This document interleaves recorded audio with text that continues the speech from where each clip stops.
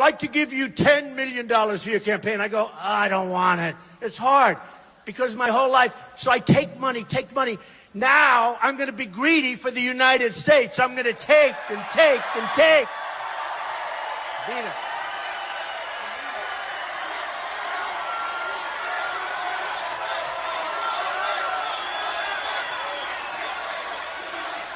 Oh, we're going to take. We're going to become rich again, and then we're going to become great again. A wonderful woman came up to me at one of the events. She said, Mr. Trump, I love you. I'm going to vote for you. But please don't say you're going to make us rich again. That doesn't sound good. I said, it sounds good to me. We can't be great unless we're going to make ourselves rich again. We have to make ourselves rich. We're losing all of our jobs to China, to Japan. The cars coming in by the millions they come in. I was in Los Angeles. I saw the largest ships you've ever seen in your life with cars. It looks like a NASCAR track. They're coming off that thing so fast. I'm not sure that Chase could drive the car as fast as these guys drive off the boats. I don't even know how they do it. But I'll tell you what, they come off like just, you never saw anything like it. You know what we do? We get nothing. We do nothing. We give them beef. This is the trade. It's a tiny fraction.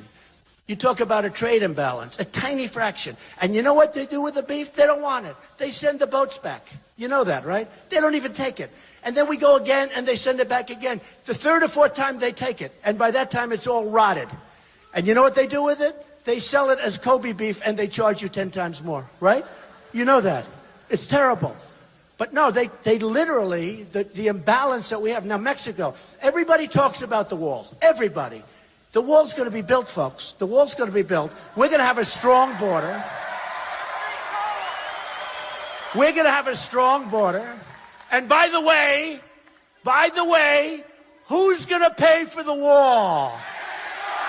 100%. 100%. So Vicente Fox was on television the other day throwing out the F-bomb. Can you imagine if I did it? I would be so gone. I wouldn't be up here tonight if I did that. So he is saying there is no way we're going to pay for the you-know-what wall. And I watched this guy and I watched the anger. And you know why he's angry? Not because of the wall, because nobody's ever told them no. Nobody ever tells them no. He can't believe that a guy named Trump, he even got the Pope after me, right? The Pope. The Pope was after me. Listen to this. I'm in South Carolina. I love South Carolina. And by the way, I love Nevada. I love South Carolina. And do I love New Hampshire? New Hampshire got us started.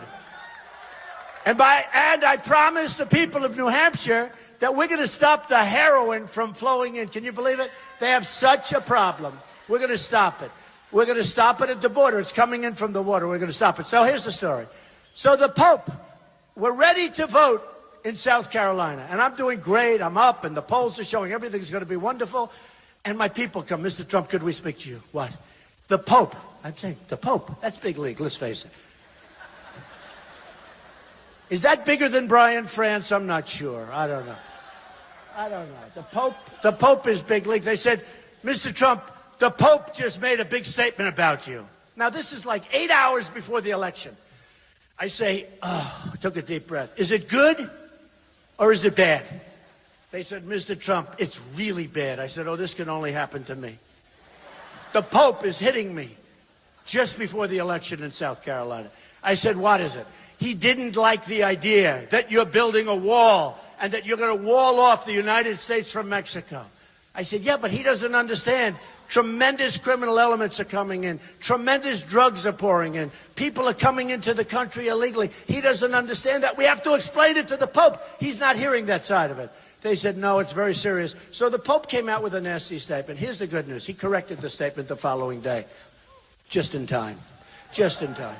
Just in time. That was a close one. That was a close one. Now I like the Pope again, okay? But with this guy, Fox, I watched the anger in his face, and he was really angry at the fact that somebody, how dare you tell Mexico, because they have gotten their way. And I love Mexico. I love the Mexican people. I respect the Mexican leaders. The problem is the Chinese leaders, the Mexico leaders, the Japanese leaders, all of them. They're too smart for our leaders. They're killing us. They devalue their currency. Hey, I know the game better than anybody. Oh, do I know the game? That new TPP Pact, Trans-Pacific Partnership. We're making it with 12 different, it is so bad. The biggest thing they have is devaluation. It's not even covered in the agreement, virtually not covered. That's how they beat us. They don't make a great product. They make a good product, it's fine. A friend of mine, I tell this story all the time. He's an excavator. He buys Caterpillar. That's what he buys. He buys and for years, for his whole life, he's bought Caterpillar. He sees me fairly recently, and he's depressed.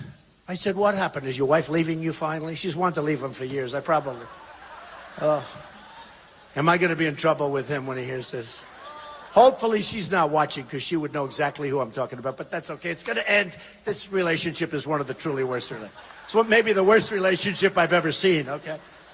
I hate to say it. I don't believe in that stuff, but I'm doing him a big favor, okay? I'm doing them both a big favor. Okay. So what happens is he's depressed. And I say, so what's the problem? He said, I just ordered a tremendous amount of Komatsu equipment from Japan. I said, is it good? Yeah, it's good. Is it as good as Caterpillar? No, but it's good. It's very good. I said, why?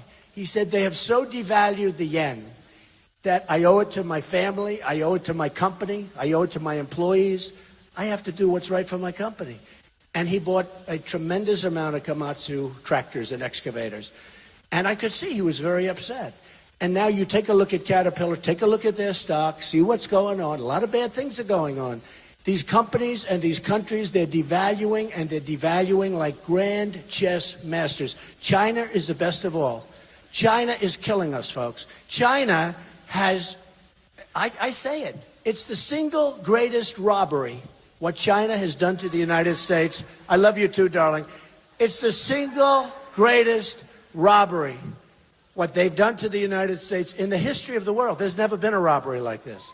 We have rebuilt China. We have rebuilt China because we don't have the right people negotiating for us, and we have the best people in the world. We have the best business people in the world. We don't have the right people negotiating. And it's going to end, folks. It's going to end. It's going to end fast. And then I hear, I like to say I'm a common sense conservative. I'm actually very conservative. It comes to the military. It comes to the wall.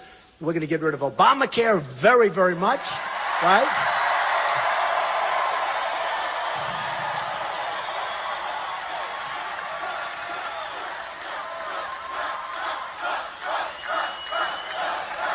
Thank you.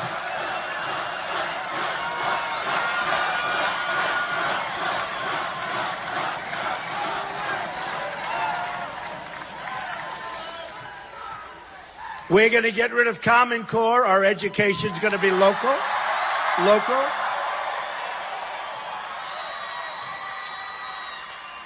And I've seen it. This Common Core is a disaster. Do you know, in the world, 30 countries in the world, we're number 30th. We're last. We're last on education. We're number 1 per pupil in cost. And number 2 doesn't even exist because we spend so much more than number 2, you might as well forget number 2. You have Denmark, Sweden, China, Norway. United States is number 30. And yet we're number 1 in cost. It's very interesting, my campaign. Somebody wrote an article, one of these people back there, one of these of many. Oh boy, that's a lot of cameras. Do you know the biggest problem with my speeches? They're always live. I got like all these cameras. That's why I can never make the same stump speech. All these other guys, they go and they read the same speech, right? Well, ladies and gentlemen, thank you. 12 minutes, everyone's sleeping, and then they leave, okay? You can't do that if you're on live television every night. It's nice to have that ability. We don't want a teleprompter president again, do we? No more teleprompter. No more. It's too easy. Tell me what I should say. Write it out. I'll read it. Blah, blah, blah. But you look at what's going on. You look at what's going on in the world. It's going to change. It's going to change so fast for us. I'm telling you, we can do things so fast. My campaign, I spent less money than anyone else, and I'm by far the front runner. I mean, by far. My son, Don. Where is Don, by the way? Is Don here? Where is Don? Where's my boy? He's done such a great job. Where is Don? Come here.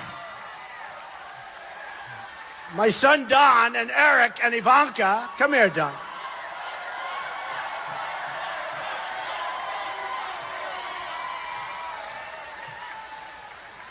My boy is working on a big project on Pennsylvania Avenue.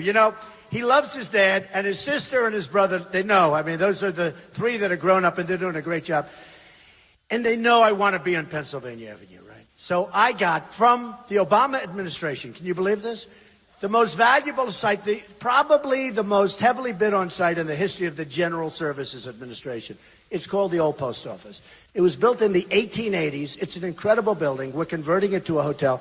The reason I got it is I had the greatest statement, one of the best statements they've ever seen. They want to make sure it gets done. And we had a great concept. We're building a super luxury hotel. It'll be one of the great hotels of the world, not only of the country. It's a great thing. They did the right thing. They chose Trump. What can I tell you? We're right now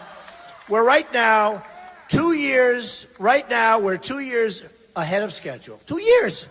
Of course, we're going by government schedule. And by the way, the people at GSA are terrific people. They're really good people, really talented people. Of course, if they didn't choose me, I don't know if I'd say that, but these are my ideas.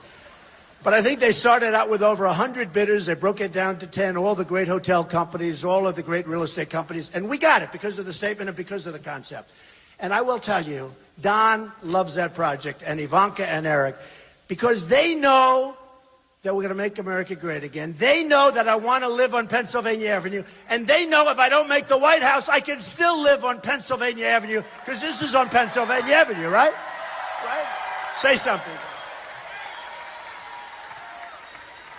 Well, it's great to be here, and I just got to say, as I've traveled across the country for these last few weeks now that I've been a politician for 12, maybe 13 days, it's incredible to see the outpouring, the warmth, and we're just excited. I mean, I really love what my father's doing here. He really loves this country. He loves the family it's given him, the opportunity it's given him, the businesses it's given him, and he wants to give back. He could sit back and play golf and enjoy for the rest of his life and just have a good time. Well, that is Obama. But he doesn't want to do that. He wants to put what he's done in business and make it work for you guys, and he's going to do a phenomenal job. He's going to fix the mess. He's going to cut the nonsense, and he's going to make America great again, and I couldn't be more proud of him. Thank you very much.